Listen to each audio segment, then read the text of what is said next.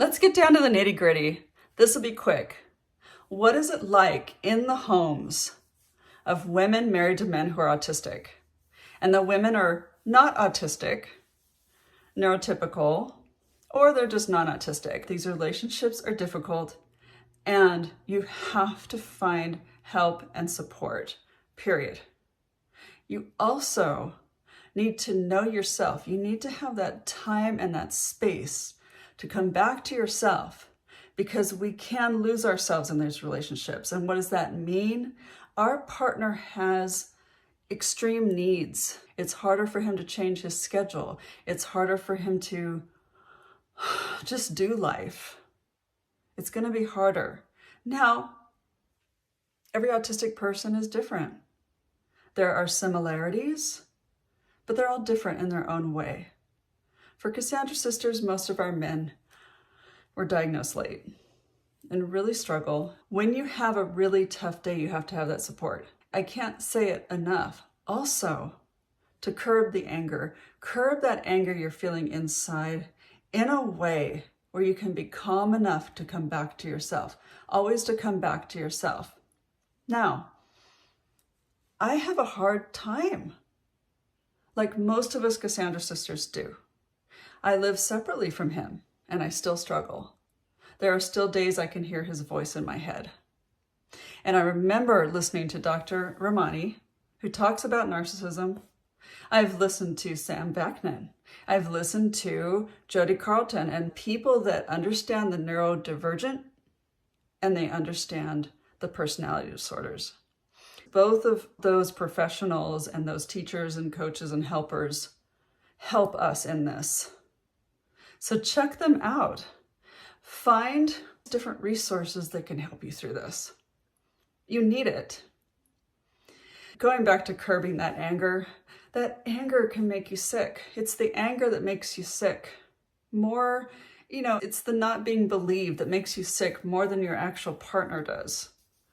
And you may disagree with me, and that's okay, because we do have, at the end of the day, it's you and him. It is. But there is support out there now. And Cassandra Syndrome is a window. And I know, hopefully, our children won't have to struggle like we do, our daughters and our sons. I know that my partner has struggled in the relationship, but the financial piece, he's successful, he has a job, he hasn't suffered as much as I have, because I depend on him so much. And that's hard in any relationship, but you add autism with comorbid traits like alexithymia, and different things, because autistic people are not exempt to personality disorders. They're just human beings like all of us, and that can happen. In some way, you may disagree. I feel they're more prone to it because of that cognitive piece, because of that difficulty understanding and seeing facial expressions and the nuances and all that stuff that autism brings. So you really, as a Cassandra sister, to take care of yourself is to ease that anger in a way. And how do you do it? Is with knowledge. Take that time. Give that moment in the day where you listen to people. Search on YouTube, search on Facebook. You're gonna have to kiss a lot of frogs. Some of them won't work for you. But it is really important. And I am a very small piece in that. I am just a Cassandra sister here telling you about my experience with my person. And I think that's important. I think I can play a part in that, because there are some great doctors out there. There are some, I don't stand up to that. I can't live up to that. But I also know how passionate I feel about helping and to being there and building community. And I love this platform. I love YouTube for allowing just little old me to come in and say, hey, this is what I'm going through. And I've learned a lot. I have really dug into this, and it's kept me alive. I have figured out things about my partner. If I didn't know it, I don't know if I'd be here. The stress with him is that intense. that I had to figure out the best way to be happy. I stay with him, financial reasons, different reasons. This is why I stay. That's my own choice. And those of us that have to stay, it's very important that we have support. I can't say it enough, that you find a therapist that understands. You search and search and search. There was one therapist, she diagnosed him with autism. There's nobody else in my city, in my area. It's a window, and it's painful, but it is a window. It's gonna disappear. We have more awareness out there. We have amazing people stepping up.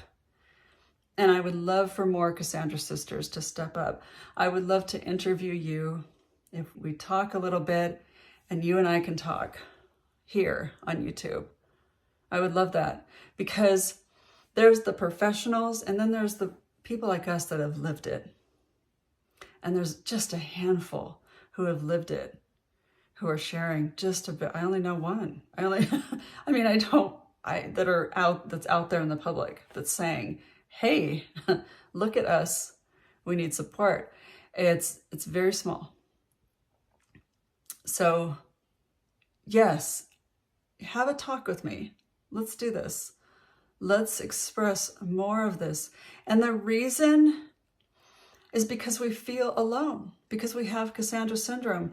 There's a lot of women out there struggling in their relationships. There's a lot of men out there struggling in their relationships. This is just an age-old thing. Cassandra Syndrome is specific.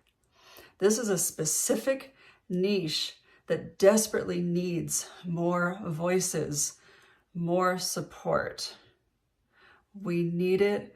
We're suffering like we shouldn't have to. All right. So yeah, give me a call. My website is drivermartin.com, and we can set up a phone call, do an interview for YouTube. Give a subscribe, hit that bell. I have a lot more material and fun stuff coming out, and interviews. And yeah, we can do this. We can help each other. It's really, really important. Obviously, it's important. YouTube is hard work. And it's also healing, because I do talk about my own stuff. So it's a double win. So if you'd like to do an interview with me, this next video is with Amanda. It's an interview. And she shares her story, that aha moment when the penny dropped, when she realized her husband was autistic. See you in the next video.